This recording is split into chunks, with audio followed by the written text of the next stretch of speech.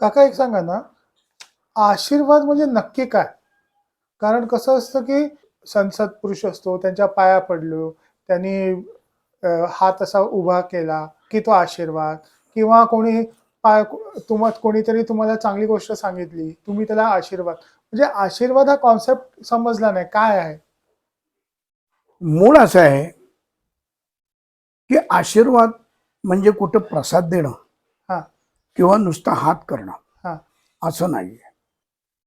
आशीर्वाद हे चांगल्या लोकांचे असावे की त्यांनी जी उपासना केलेली असते आणि उपासना करून त्यांच्या अंगामध्ये जी चेतना असते, जी ताकद असते, ती ताकद ती आपल्या हातावाटे, दृष्टीवाटे, स्पर्शावाटे ते देत असतात आणि तो त्यांचा आशीर्वाद म्हणून आपण घेतो.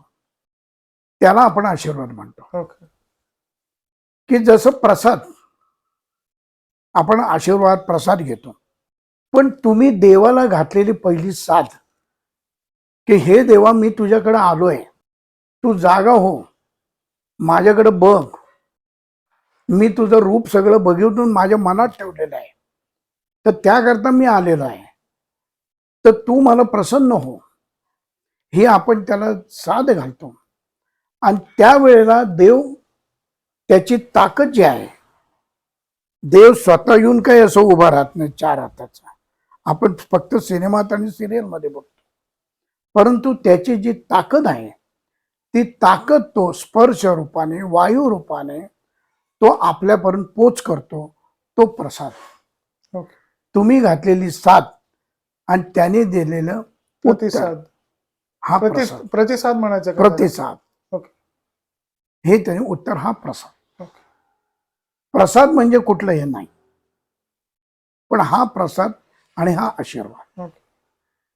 की त्यांनी दिलेली तुम्हाला ताकद की तुमच्या मागे मी आहे, माझं लक्ष तुमच्यावर आहे, म्हणून ते आशीर्वाद देतात. ओके.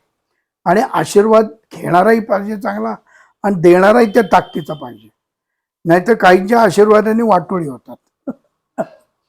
का निगेटिव्ह आशीर्वाद आहे. हं.